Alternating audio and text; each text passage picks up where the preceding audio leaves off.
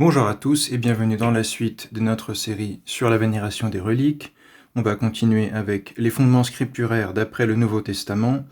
On a parlé la fois dernière du Saint d'Israël lui-même, le Saint de Dieu venu dans la chair. C'était le titre, le Fils du Dieu vivant devenu chair, d'après la traduction littérale de l'expression de Saint Jean, dans le prologue de Saint Jean, que logos sarx et yeneto, et le Verbe est devenu chair.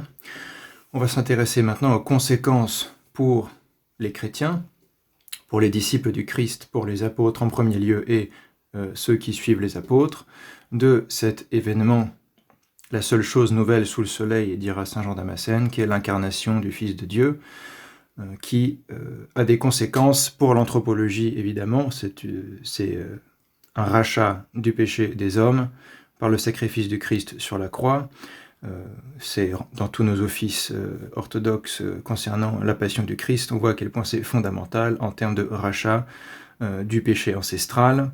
Un nouvel état est ouvert ou restauré aux hommes, et donc cette notion aussi de participation aux énergies divines va prendre un nouveau visage. Ce n'est plus exactement la même chose que dans l'Ancienne Alliance, même s'il y avait des figures et des anticipations avec les patriarches et les prophètes. Maintenant, on rentre dans une forme de réalité, de réalisation et d'accomplissement par l'incarnation, la passion, la résurrection et l'ascension, et on a vu ensuite la Pentecôte, tout cet ensemble d'événements fondamentaux qu'on résume en général sous l'expression economia, l'économie du salut, le dessein de Dieu pour le salut de l'humanité, qui se fait évidemment par son Fils, Jésus-Christ.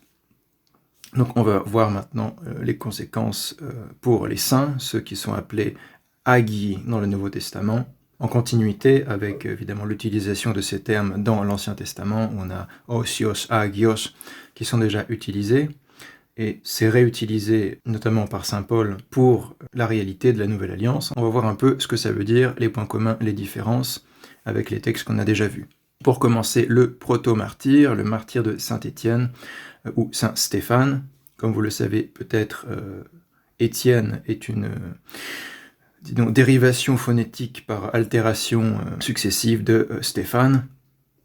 Stéphane serait la version, disons, qui colle le plus à l'étymon grec, hein, os Stéphanos, qui veut dire le couronné, os Stéphanos, qui est devenu ensuite par modification phonétique progressive Estienne, et puis Étienne en français. Saint-Étienne, Saint-Stéphane, c'est le même saint, on l'appelle le proto-martyr, le premier des martyrs, qui suit jusqu'au bout l'exemple du Christ lors de sa mort, notamment avec le pardon des ennemis.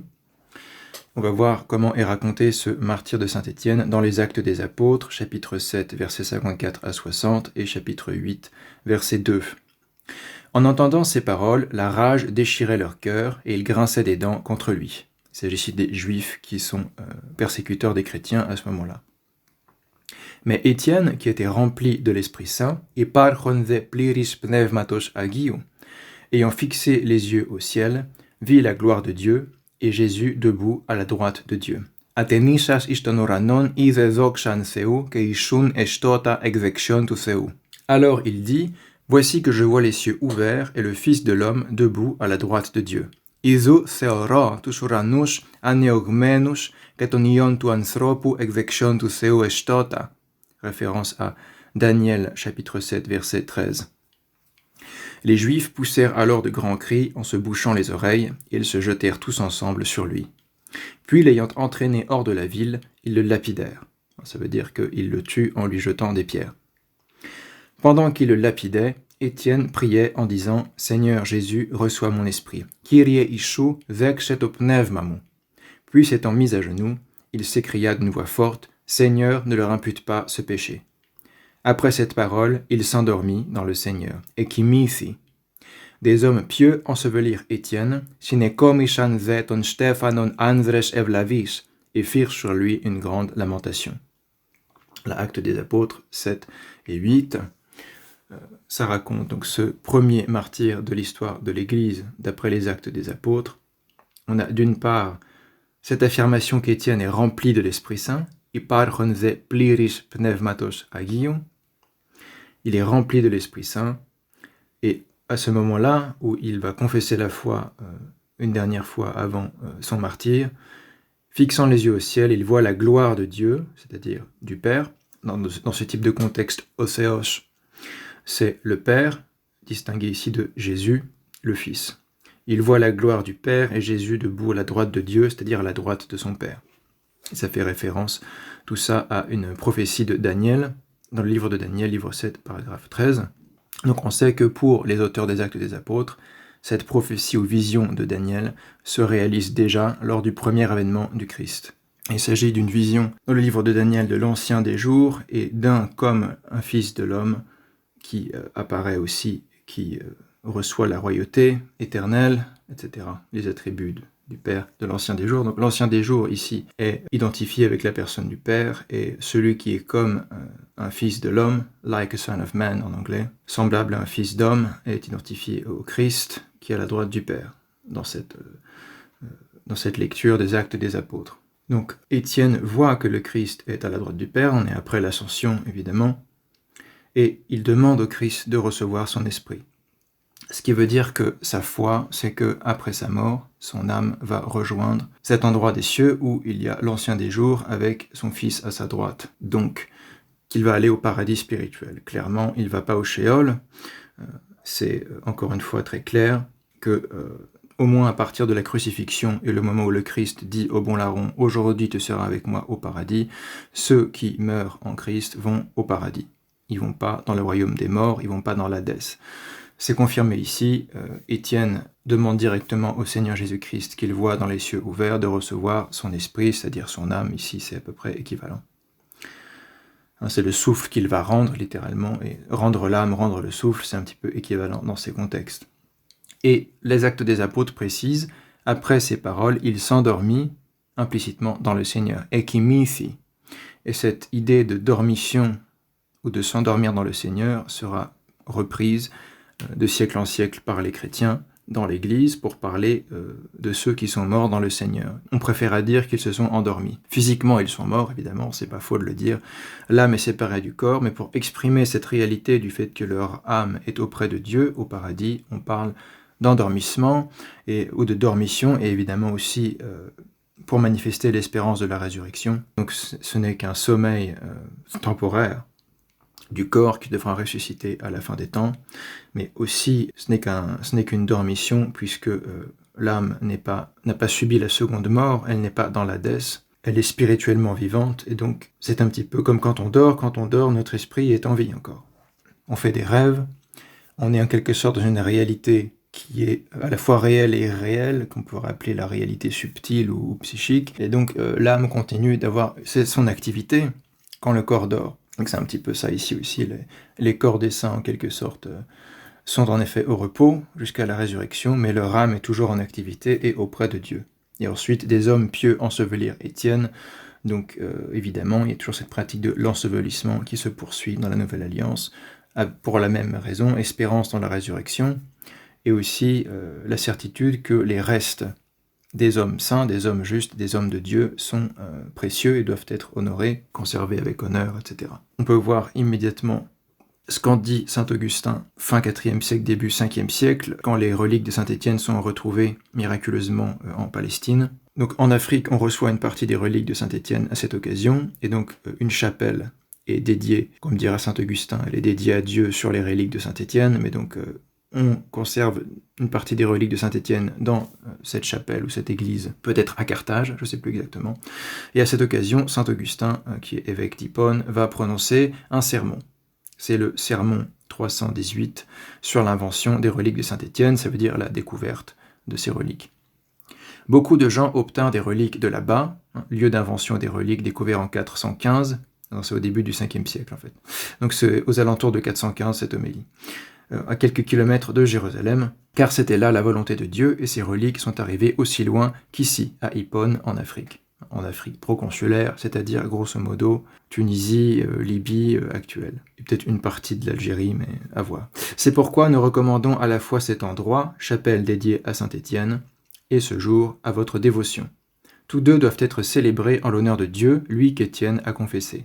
Après tout, nous n'avons pas construit en ce lieu un autel pour Étienne, mais un autel pour Dieu sur les reliques d'Étienne. Évidemment, l'autel, c'est cette pièce carrée ou rectangulaire, souvent rectangulaire de nos jours parce qu'il y a le symbolisme du tombeau du Christ aussi, sur laquelle on va consacrer l'Eucharistie. Donc l'autel est pour Dieu, en l'honneur de Dieu, c'est dessus qu'on offre la Sainte Oblation, comme on dit dans la Divine Liturgie, on offre la Sainte Oblation à Dieu, mais sur les reliques d'Étienne, puisqu'il y avait déjà cette pratique de construire les sanctuaires sur les reliques des martyrs, et donc les reliques étaient sous l'autel ou dans l'autel. De nos jours, il y en a aussi dans l'antimansion, c'est-à-dire la pièce de tissu bénie par l'évêque que le prêtre doit mettre sur l'autel pour pouvoir célébrer, et qui souvent aussi a une relique attachée ou cousue dans cette pièce de tissu, on appelle l'antimansion, qui souvent représente le Christ en repos, le Christ du samedi saint. C'est un autel pour Dieu sur les reliques d'Étienne, chose sur laquelle insiste saint Augustin, pour éviter l'idolâtrie justement.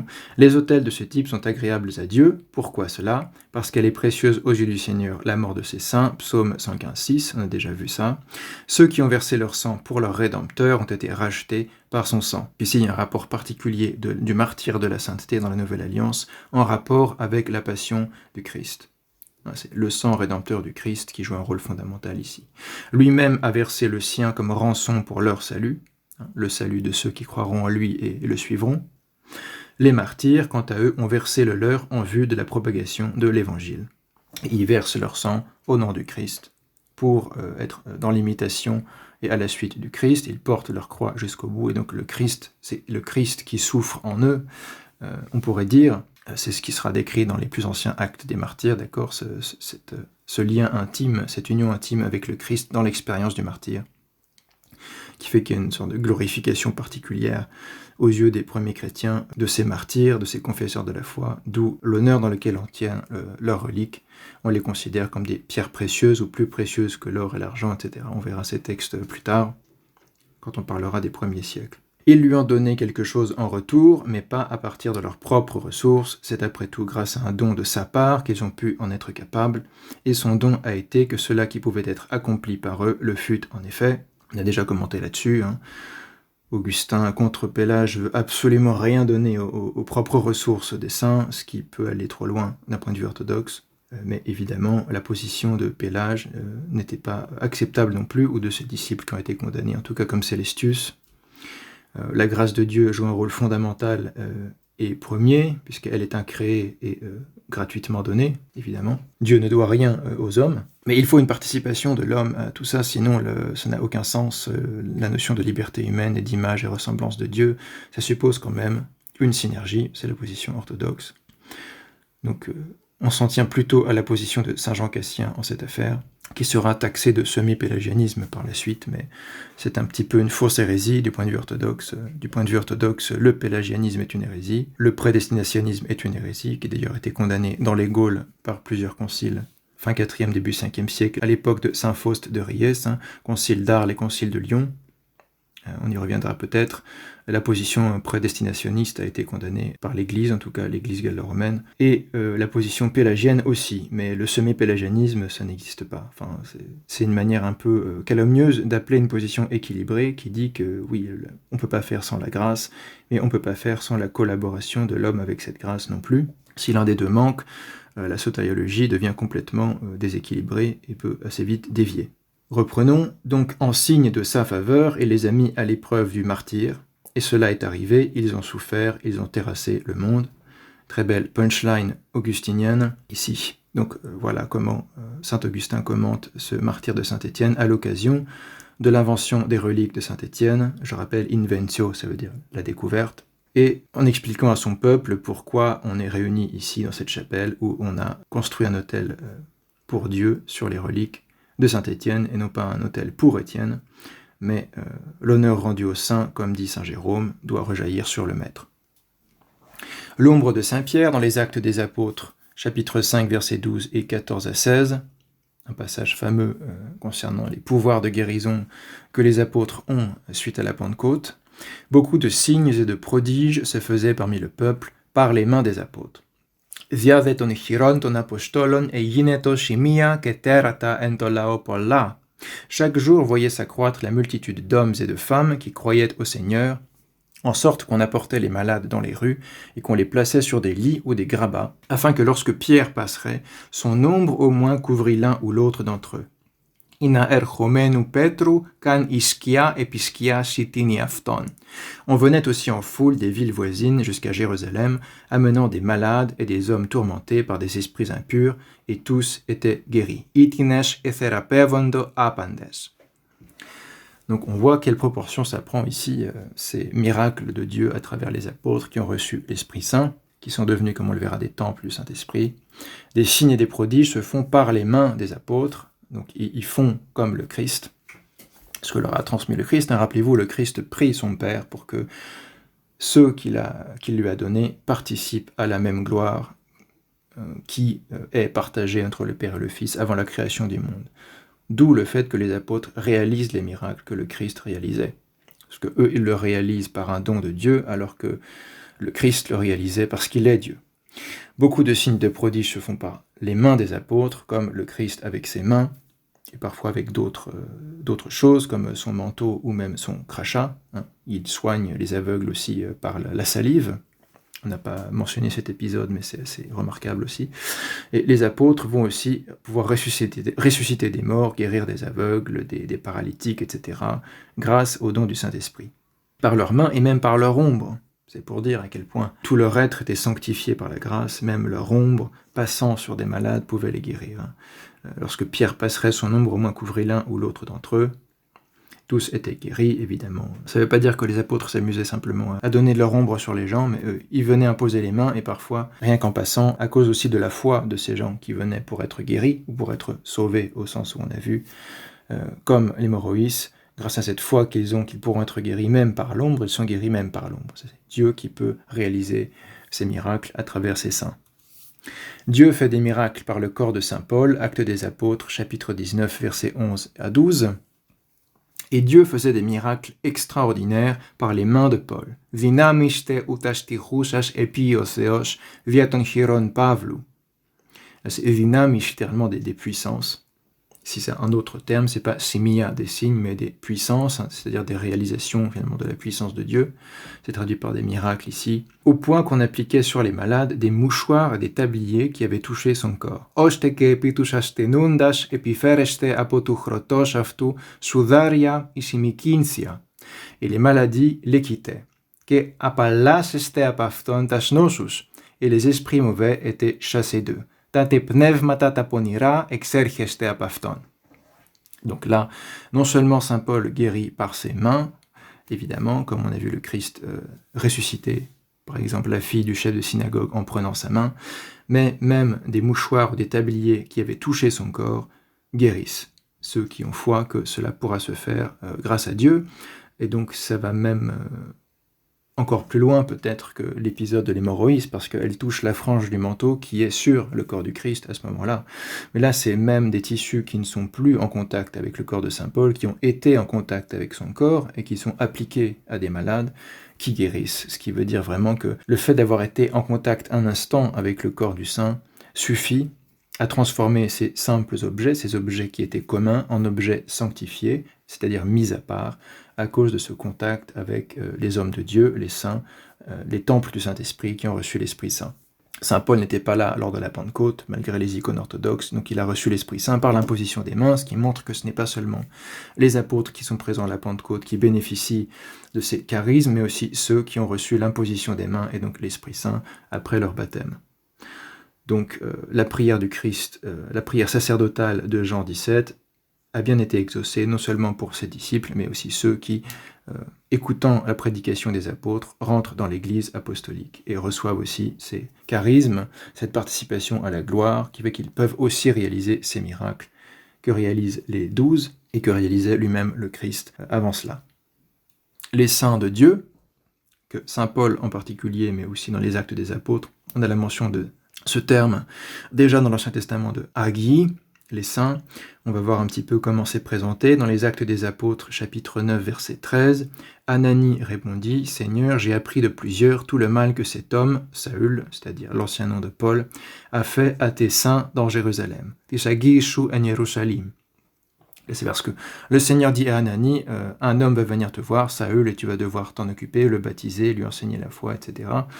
C'est en préparation de la fameuse conversion sur le chemin de Damas de saint Paul, qui s'appelait Saül avant, comme le comme le roi d'Israël, comme le premier roi d'Israël, Saül, qui était persécuteur des chrétiens, évidemment, et ici, les chrétiens sont appelés Tes saints dans Jérusalem, Tesagishu en Jérusalem. Donc, les chrétiens authentiques sont appelés les saints de Dieu. Ce n'est plus le Christ seulement qui est appelé le saint de Dieu, évidemment, qui est par nature, mais aussi ceux qui sont co-héritiers, devenus co-héritiers du Christ, par les saints sacrements, qui sont appelés les saints de Dieu. Et là, pour parler de l'église de Jérusalem, on parle des saints dans Jérusalem.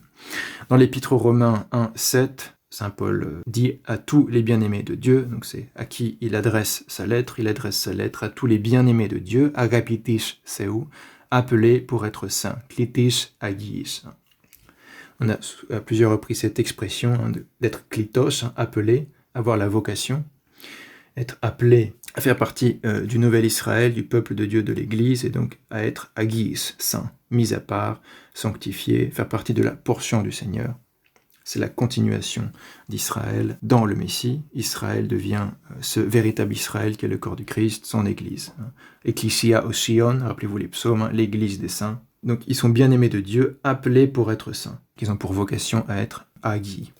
Dans la première épître aux Corinthiens, chapitre 1, versets 1 à 2, donc c'est le tout début de cette épître, Paul, appelé pour être apôtre du Christ Jésus par la volonté de Dieu, et Sosthène, notre frère, à l'église de Dieu qui est à Corinthe, à ceux qui sont sanctifiés dans le Christ Jésus, appelés pour être saints. Encore cette expression-là, Igiasmenis en Christo Isu, klitis agis.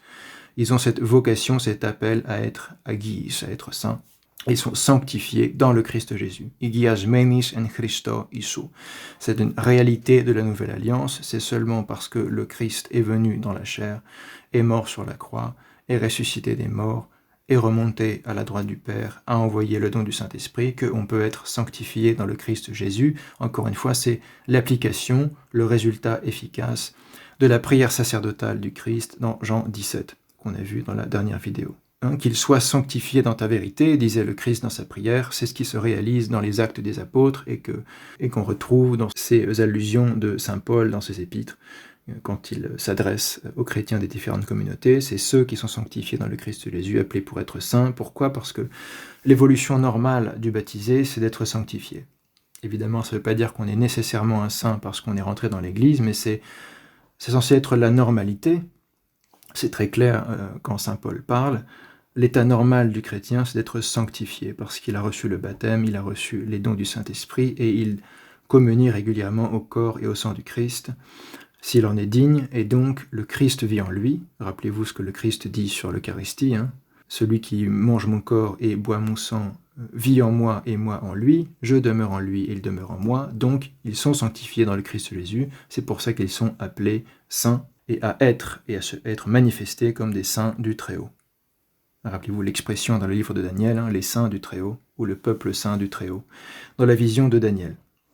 Philippiens 1.1, encore le tout début de l'épître, Paul et Timothée, serviteurs du Christ Jésus, à tous les saints dans le Christ Jésus. Pacin agis en Christo Isu, qui sont à Philippe. Donc encore une fois, la communauté chrétienne à Philippe sont les saints dans le Christ Jésus, qui sont à Philippe, parce que l'état normal du chrétien, du point de vue apostolique, c'est d'être saint dans le Christ Jésus. Par la foi, par les œuvres qui manifestent la charité, par la participation au Saint-Mystère, évidemment. L'Eucharistie est aussi fondamentale dans les épîtres de saint Paul, mais c'est un autre sujet. Le temple de Dieu, un thème fondamental de saint Paul aussi qui est très important à saisir pour comprendre la logique derrière aussi la vénération des reliques, puisque le temple de Dieu, ce n'est pas simplement la personne, mais c'est toute la personne avec son corps. Et c'est même le corps en particulier qui est appelé temple. Déjà dans les évangiles, le corps du Christ est appelé temple. Le Christ dit « je peux détruire ce temple et le reconstruire en 3 jours ». Et l'évangéliste précise, il parlait ici de son corps, de sa passion et de sa résurrection au 3e jour. Donc déjà, notre Seigneur Jésus-Christ parle de temple, du temple de Jérusalem, qui est le sanctuaire vénéré dans tout Israël. Rappelez-vous, l'arche d'alliance, c'est la relique par excellence qui manifeste la présence divine. Elle est fixée dans le temple, et c'est cette image du temple qui est le lieu de repos de l'arche d'alliance, qui est utilisée par le Christ lui-même pour parler de son corps. Son corps qu'il va laisser mourir sur la croix, volontairement, évidemment. Ce n'est pas une mort subie, mais une mort voulue. du point de vue chrétien orthodoxe. Il va laisser mourir son corps sur la croix pour le ressusciter 3 jours ensuite, réalisant cette prophétie qu'il avait proférée concernant le temple. Et saint Paul s'empare évidemment de ce thème fondamental. Première épître aux Corinthiens, chapitre 3, versets 16 à 17. « Ne savez-vous pas que vous êtes un temple de Dieu et que l'Esprit de Dieu habite en vous ?»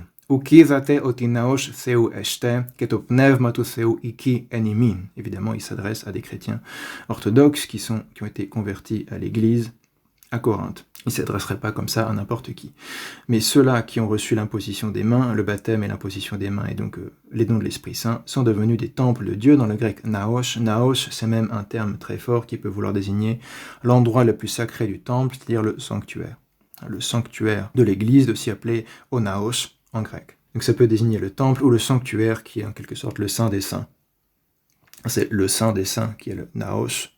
Donc chaque chrétien, par le baptême, par la chrismation, par la participation à l'Eucharistie, s'il est vraiment digne aussi dans ses œuvres de cette vocation qu'il a reçue, est le sanctuaire, le Saint des Saints de Dieu. Il est lui-même une arche d'alliance, si vous voulez. L'Esprit de Dieu habite en lui. L'objet par lequel Dieu avait décidé de manifester par excellence sa présence, sa Shekinah, c'est l'arche d'alliance. C'est pour ça que la corrélation est fondamentale.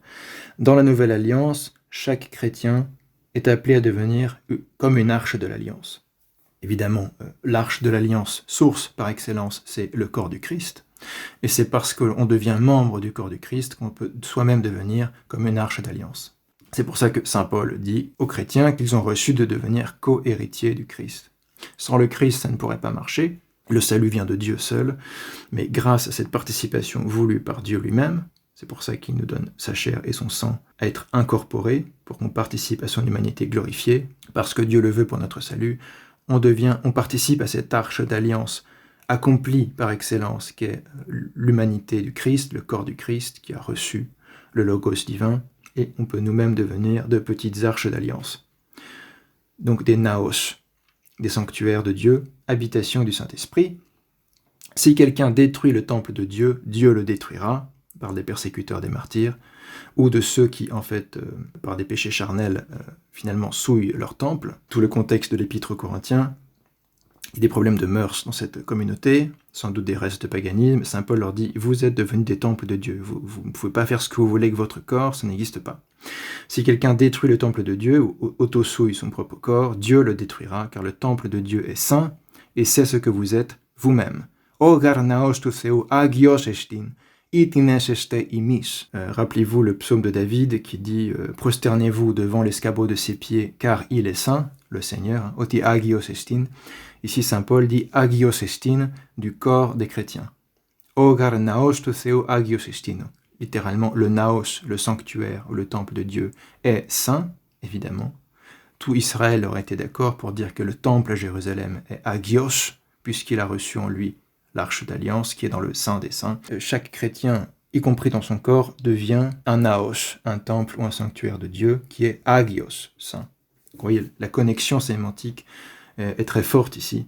Vous prenez toute la vénération qu'a Israël envers l'arche d'alliance et le temple, et elle est redirigée ici sur chaque chrétien et son corps. C'est ce que vous êtes vous-même, le temple de Dieu.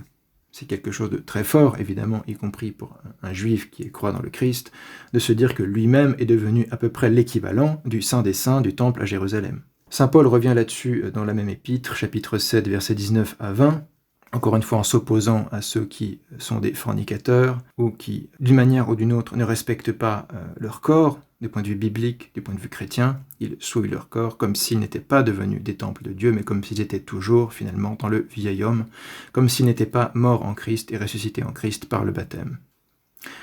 Souvenez-vous, le tropère qui est lu pour les baptisés, vous qui avez été baptisés en Christ, vous avez revêtu le Christ. C'est une phrase de saint Paul, c'est une phrase que saint Paul écrit dans ses épîtres, en lien avec toute cette théologie, évidemment, de la sanctification. Ne savez-vous pas que votre corps est le temple du Saint-Esprit qui est en vous? In uk isate otitoshomaimon naosh tu enimin agio pneumatos estin, que vous avez reçu de Dieu, c'est-à-dire du Père, et que vous n'êtes plus à vous-même?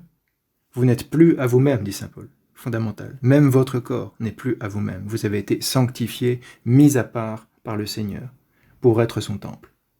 Car vous avez été rachetés à grand prix, le prix de la mort du Christ sur la croix.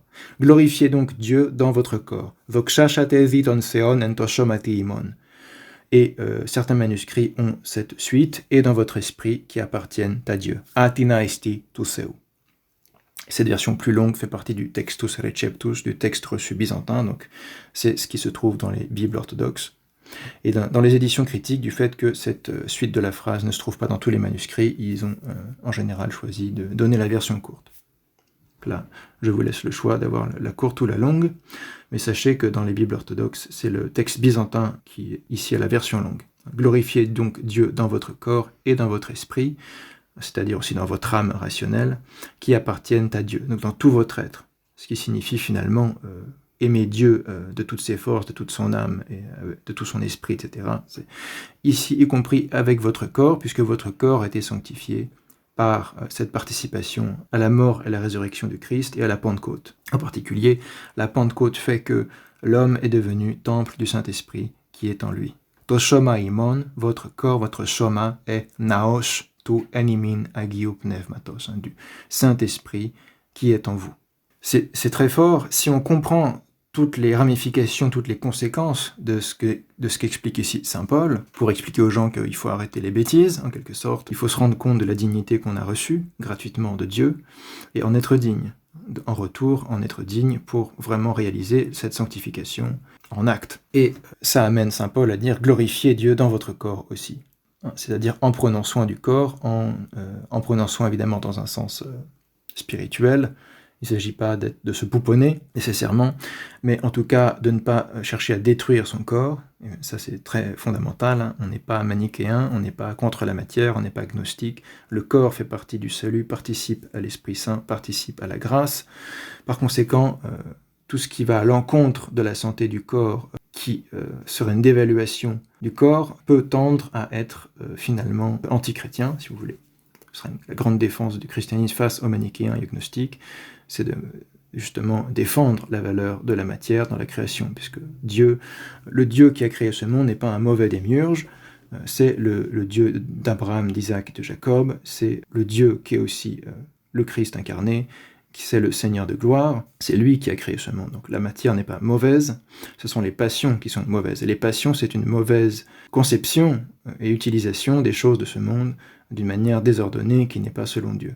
Évidemment, c'est un problème de perception et d'être attaché à une mauvaise utilisation des choses que Dieu nous donne. Mais ces choses ne sont pas mauvaises en elles-mêmes, sinon ce serait plus la même métaphysique, plus la même théologie. Ce serait plus biblique du tout. On glorifie toute la création en Dieu, au nom de Dieu, et donc y compris notre corps en particulier, quand on se rend compte qu'il a reçu le Saint-Esprit, et le Saint-Esprit habite en nous, donc notre corps est un saint des saints. Nous avons une arche d'alliance, nous sommes une arche d'alliance. Être membre du corps du Christ, c'est être membre de cette arche d'alliance qu'est le corps du Christ par excellence. Donc, vous pouvez bien imaginer quelles conséquences ça a concernant les restes, les reliquias de ces saints, de ceux qui ont réalisé cette sainteté dans les faits, sont aussi des objets saints, des objets sanctifiés, mis à part, beaucoup plus réellement que les ossements des prophètes ou des patriarches, ce qui justifie évidemment cette pratique très ancienne de l'honneur rendu aux reliques elles-mêmes, qui avait déjà une anticipation dans l'Ancienne Alliance, mais qui devient ici vraiment un accomplissement, puisque réellement, ces reliques sont des temples du Saint-Esprit. Ça ne s'arrête pas avec la mort physique. Dieu est le Dieu des vivants, et donc même après la mort physique, ces corps continuent à être des temples du Saint-Esprit, et donc à pouvoir réaliser des miracles, des guérisons, etc., au même titre que les ossements d'Élisée, par ailleurs, dans le livre des Règnes. La demeure de Dieu, épître de saint Paul aux Éphésiens, chapitre 2, versets 19 à 22, « Ainsi donc, vous n'êtes plus des étrangers, ni des hôtes de passage, vous êtes concitoyens des saints et membres de la maison de Dieu. Édifiés que vous êtes sur le fondement des apôtres et des prophètes, dont le Christ Jésus lui-même est la pierre angulaire. C'est en lui, dans le Christ, que tout l'édifice bien consolidé s'élève en un temple saint dans le Seigneur. Ishnaon agion en Kyrio. C'est en lui, dans le Seigneur Christ, que vous aussi vous êtes édifiés ensemble en demeure de Dieu dans l'esprit ou par l'esprit. On peut rendre de différentes manières ici. Keimis synekodomiste iskatikitirion tous en pneumati. Donc là, ici, il y a deux phrases qui ont une construction parallèle. C'est en Christ que tout l'édifice est consolidé ish naon agion en Kyrio, en temple saint, dans le Seigneur ou par le Seigneur. On peut comprendre les deux sens dans en Kyrio. Et vous aussi, qui faites partie de cet édifice, les pierres vivantes, saint Paul parlera de pierres vivantes qui sont rajoutées à l'édifice, ce qui donnera l'image de la tour dans le Pasteur d'Hermas, pour parler de l'Église, un grand passage ecclésiologique dont on parlera peut-être un jour dans le Pasteur d'Hermas, cette allégorie de l'Église qui est une tour. Et donc, vous êtes des pierres vivantes rajoutées à cet édifice, fondé sur la pierre angulaire qui est le Christ lui-même, et vous êtes édifiés dans l'esprit ou par l'esprit, les deux sont vrais, ish katikitirion tous en demeure, habitation de Dieu. La confirmation, encore une fois, de ce thème fondamental qui indique la différence, la réévaluation anthropologique, ce que signifie être un saint, la sainteté. C'est plus participer aux énergies divines par la foi dans le Messie qui doit venir, mais la réalisation de la vie dans le Messie qui est venu et qui s'est sacrifié pour le salut des hommes.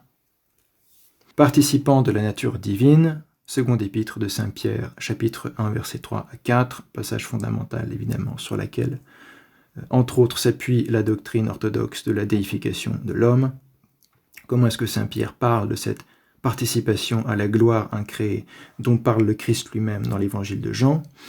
Puisque sa divine puissance nous a accordé tout ce qui regarde la vie et la piété, en nous faisant connaître celui qui nous a appelés, le Christ, sa divine puissance, ça, il parle du Père, en nous faisant connaître celui qui nous a appelés, le Fils, par sa propre gloire et sa propre vertu, Isia zokshi keareti, et qui par elle, Zion, par sa propre gloire, si c'est sa gloire propre, c'est une gloire incréée, c'est une gloire divine, c'est pas une créature surnaturelle, c'est quelque chose d'incréé, par elle, par cette gloire incréée et sa vertu, le Père nous a mis en possession de si grandes et si précieuses promesses, afin de vous rendre ainsi participants de la nature divine. Ina ziatouton yeniste siashkenoni physeos, en vous soustrayant à la corruption de la convoitise qui règne dans le monde, etc. La phrase continue.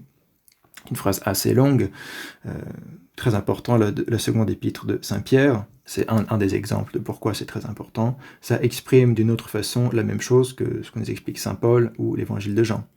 Mais ça nous montre aussi quel type de vocabulaire on peut utiliser sans que ça soit finalement excessif ou extravagant. Si Saint Pierre peut dire qu'on est participant de la nature divine, kinoni, littéralement communion. Kinonia, c'est la communion, et c'est le terme grec pour parler aussi de l'Eucharistie. La kinonia, c'est la communion. Être kinoni, c'est être communion. Siach physeos, de la nature divine, de la physis divine.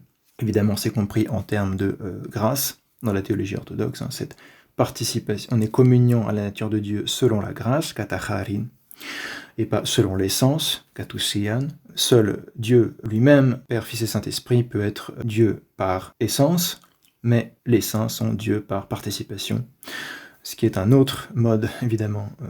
On appelle la déification ici, ce n'est pas comme l'apothéose dans le paganisme, ou c'est pas comme l'évémérisme, c'est pas comme les héros qui sont ensuite vénérés comme des dieux dans un panthéon, c'est tout de même assez différent. Si vous voulez, on n'est pas rajouté dans la Trinité. La Trinité est éternellement trois personnes qui sont par nature Dieu, mais par participation à la vie divine, par le don. Rappelez-vous le don véritable qui nous est donné, que le Seigneur nous a donné, dit saint Ignace d'Antioche. On participe à cette vie divine, mais on ne devient pas des personnes divines. C'est à ce moment-là que saint Cyril dit non, on n'adore pas les martyrs comme des dieux. Ils ne sont pas des personnes divines. Mais ils sont énergisés par Dieu et en ce sens-là réalisent des œuvres, donc des énergies, réalisent des œuvres qui sont de Dieu. Et c'est en ce sens-là, au sens où la divinité est conçue comme une énergie, comme un certain type d'action, les miracles, que par participation, on peut appeler Dieu en minuscule, comme le fait l'Ancienne Alliance d'ailleurs, dans les psaumes, ceux qui sont participants de Dieu. Rappelez-vous les psaumes, j'ai dit vous êtes des dieux et tous des fils du Très-Haut, c'est dans les psaumes de David, on avait vu que le Christ reprenait cette phrase face aux pharisiens pour leur dire que voilà, c'est pas un blasphème de se dire fils de Dieu, puisque c'est dans le psaume de David que ceux qui reçoivent véritablement la parole de Dieu sont dits des dieux et des fils du Très-Haut. Mais il faut bien comprendre dans quel sens on est des dieux, et ce n'est pas la même chose que dans le polythéisme, évidemment.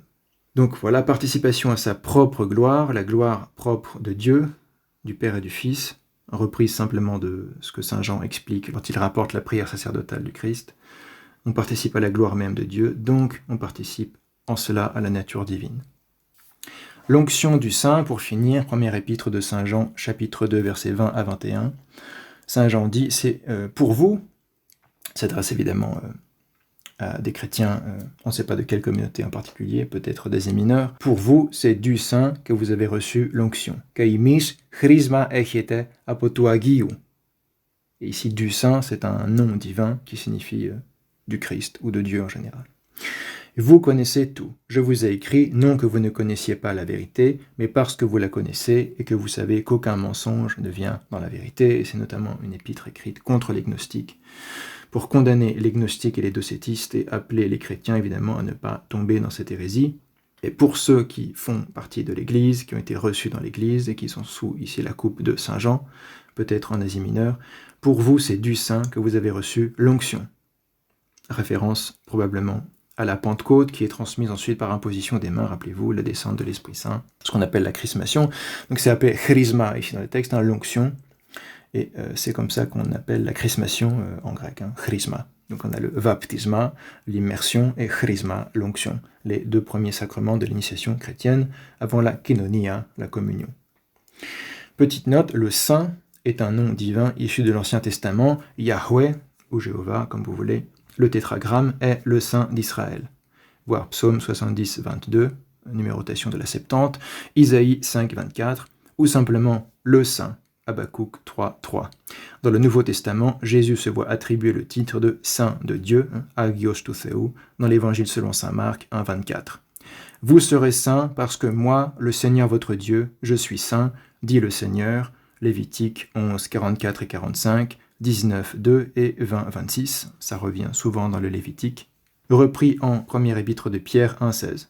Soyez saints, parfois ça dit par vous serez saints parce que moi je suis saint, ou soyez saints parce que je suis saint, ça dépend comment on traduit le verbe de l'hébreu. On sait que c'est parfois difficile de savoir comment traduire un verbe en hébreu, puisque un chouïa de signe près, ça change le temps du verbe, etc. En tout cas, on trouve les deux versions. Vous serez saint parce que moi je suis saint, ou soyez saint parce que je suis saint. D'ailleurs, ça a probablement le même sens. Ici, c'est un futur assez impératif, c'est ce que vous serez.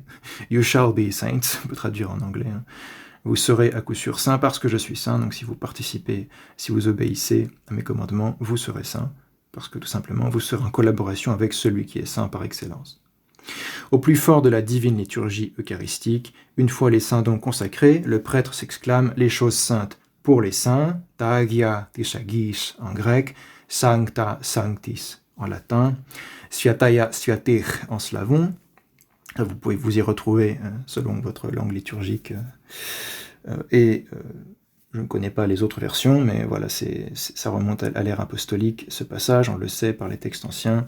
Les saintes choses pour les saints, à quoi le cœur répond à l'unisson, un seul est saint, un seul est Seigneur, Jésus-Christ, pour la gloire de Dieu le Père. Amen. En grec, is agios, is kyrios, Isus Christos, is doxan Theopatros. Amen. En slavon, si je ne me trompe pas, jedin sviat, jedin Gaspod, Isus Christos, vo slavu Boga Otca. Amen. Donc voilà, j'en avais déjà parlé, ça montre bien ce rapport, il y a le Saint d'Israël, ensuite par participation, parce que Dieu le veut, on participe à cette sainteté et donc on devient les saints de Dieu, les saints du Très-Haut, comme dit le livre de Daniel, mais parce qu'on a reçu l'onction, apotoagiou, dit la première épître de Jean, à partir du Saint, le Saint par excellence qui est la source de cette sainteté. Voilà tout ce que j'avais à dire dans cette partie-là. Dans la prochaine vidéo, on va parler de l'Apocalypse de Saint Jean. Ce sera un gros morceau qui est assez intéressant, parce que je pense que c'est assez rare que ces textes de l'Apocalypse soient commentés ou présentés sous ce point de vue orthodoxe. Donc j'espère que ça vous intéressera. Au nom du Père et du Fils et du Saint-Esprit. Amen. Kyrie eleison, Kyrie eleison.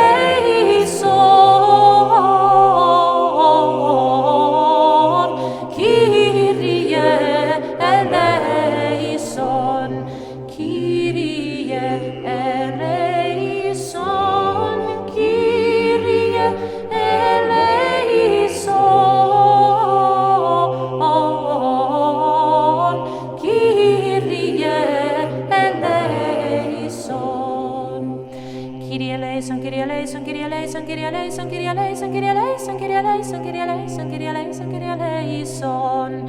Kyrie eleison, Kyrie eleison, Kyrie eleison, Kyrie eleison, Kyrie eleison, Kyrie eleison, Kyrie eleison, Kyrie eleison, Kyrie eleison, Kyrie eleison. Kyrie eleison, Kyrie eleison, Kyrie eleison, Kyrie eleison, Kyrie eleison, Kyrie eleison, Kyrie eleison, Kyrie eleison, Kyrie eleison, Kyrie eleison. Kyrie